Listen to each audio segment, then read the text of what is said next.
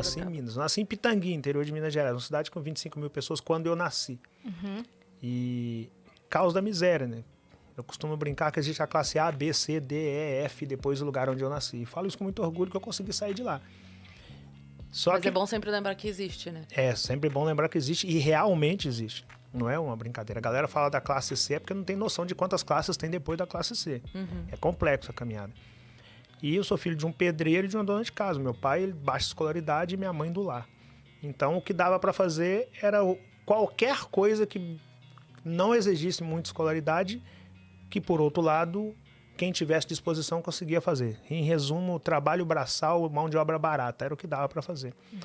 E nessa nós fomos trabalhar em Carvoeiro, onde se faz carvão. E eu já tinha 7... Calma, você nasceu lá e até os 7... Ah, tá. Então, até os 7 meu pai ficava migrando de cidade em cidade, onde que... Por ali, o que dava para fazer. Ó, hoje dá para cortar uma lenha de não sei onde, meu pai vai. Amanhã tem uma casa para construir na cidade tal, meu pai vai. E nessa de meu pai vai, leva todo mundo. Aquela parada de pegar as poucas roupas que tinha, colocar dentro do ônibus ou num caminhão e ir mudando de lugar para lugar, porque era onde tinha o trabalho é que dava para ficar. Que onde tinha um trabalho é que você conseguia chegar no dinheiro e automaticamente você conseguia comer. Era correr mesmo da miséria, da fome, da escassez, era isso. E aí, aos 7 anos de idade, nós trabalhando em uma carvoeira, fazendo carvão, minha mãe sofre derrame cerebral nessa carvoeira, porque o trabalho pesado demais, tinha que encher forno de carvão, tirar forno de carvão, encher caminhão de carvão, era muito tenso. E os filhos todos pequenos. O mais velho, nessa época, tinha 13 anos, eu tinha 7, eu sou o filho do meio. A minha mãe sofreu derrame cerebral. Pegaram a minha mãe e levaram para a cidade mais próxima dessa carvoeira, que era Campina Verde.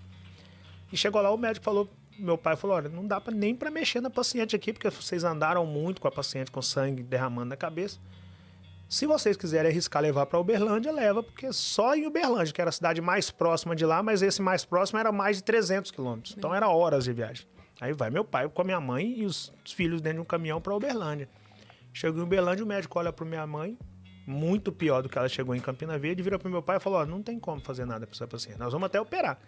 Mas é operar por operar. Você pode chamar os filhos aí para ver a mãe pela última vez, porque dificilmente ela passa dessa cirurgia. E aí meu pai chama os filhos, não para ver a mãe, chama os filhos para uma reunião. Faz uma reunião conosco e fala, olha, isso aqui é uma empresa, tá? Nossa família se comporta como se fosse a empresa da Silva. Eu sou o líder, a mãe de vocês é a líder e os filhos são os liderados.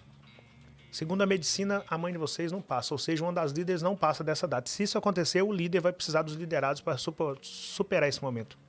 Eu posso contar com vocês? Todos falaram, pode, pai, pelo exemplo. Meu pai sempre liderou pelo exemplo. E aí meu pai virou pro médico e falou, pode fazer a cirurgia, já conversei com a minha equipe. O médico não entendeu nada, aquele cara chamando aqueles garotos de equipe. Ele deu senso de responsabilidade para vocês ali naquela hora. Ele deu senso, olha, eu tô sentindo dor, isso meu pai falando. Posso perder a líder, no caso dele a esposa, e preciso de vocês aqui. Pode não acontecer, mas se acontecer, preciso de vocês. E aí o médico foi fazer cirurgia, isso em 85. Nós estamos em 2022, tem 37 anos que essa cirurgia foi feita. Tem 37 anos que aquela doninha que está lá em casa até hoje não passaria daquela mesma cirurgia. O que o médico não conseguia, o que o médico não sabia, é a força do Deus vivo que a gente serve. Quando ele entra na cirurgia, mudou tudo, mudou o cenário. E ali começa a minha história de sucesso, porque ali eu ouvi pela primeira vez os termos trabalho em equipe, empresa, pensamento empresarial, ter uns aos outros e conhecer a força do Deus vivo que até hoje eu sigo. E eu falei, com essa soma de fatores aqui, eu faço o que eu quiser na Terra. E a partir dali, eu voltando para Pitangui, porque não tinha emprego, não dava mais para ficar na carvoeira, porque minha mãe ficou 2 anos fazendo curativo na cabeça. Então não tinha como ficar num cenário onde não tinha poeira, tinha carvão, não dava. Só que chegamos em Pitangui e não tinha emprego. E aí meu pai tinha que voltar para o campo para trabalhar. E ela não voltou a trabalhar? Não, ela não voltou, porque ela ficou com várias sequelas. Apesar de viva, ela ficou com várias sequelas. Aí meu pai tinha que voltar para o campo para trabalhar. Só que ali ele percebeu que a qualquer momento poderia faltar a líder, poderia faltar os líderes. E se isso acontecesse, quem ia tocar a empresa? No caso, a família da Silva. Aí ele entendeu que a missão de um líder não era só colocar comida na mesa, era formar sucessores, porque o líder não está aí eternamente, uma hora ele vai embora. Então, antes dele viajar, ele sentou a galera e falou, olha, anotem essas coisas que eu vou falar com vocês, identifique o principal dom de vocês e passe o restante dos dias na terra lapidando isso. Busquem conhecimento, joguem em equipe, aprendam sobre venda. Plantem e cultivem se vocês querem colher. Se não plantou, não reclama porque não colheu. Se plantou e não cultivou, não reclama porque não colheu. Se plantou vento, vai colher em cima de vento. Se plantou abacate, vai colher abacate. Se quer colher alface, não planta abacate, planta alface. É o que você plantar, e na proporção que você plantar e na proporção que você cultivar, que você vai colher. E se porventura, ele saiu para viajar e falou, antes de eu ir, se porventura a mãe de vocês não suportar o pós-cirúrgico, e se porventura eu também sofrer um derrame cerebral no caminho, o mais preparado de vocês assumam a equipe. Só que o mais preparado tinha 13 anos de idade. Era meu irmão mais velho com 13 anos, que era office boy de pedreiro. É uma maneira leve, né? De não chamar meu irmão de serventão. E ele era o mais preparado porque ele era o único que tinha recurso financeiro. E a minha primeira ótica dele foi pegar os filhos, os irmãos, e matricular na escola. E eu cheguei na escola e os meus colegas de escola estavam falando sobre carne. Seu irmão te matriculou na escola? Foi. Caramba. Porque era o responsável. Meu pai sempre nos ensinou, os mais velhos cuidam dos mais novos. Ele era o novo líder ali enquanto Era o novo líder. Na ausência do meu pai, ele era o líder. Aí matriculou geral na escola. No primeiro dia que eu vou para aula, os amiguinhos de escola estavam falando de carne. Que carne era gostoso. E eu não conhecia carne, eu nunca tinha comido aquilo. Quando eu falo que nasci no caos, de fato era caos do caos. E aí eu perguntei para eles o que é carne. E eles começaram a rir. E eu não aceitei o riso, mas também não briguei, né? Porque eu tenho líder.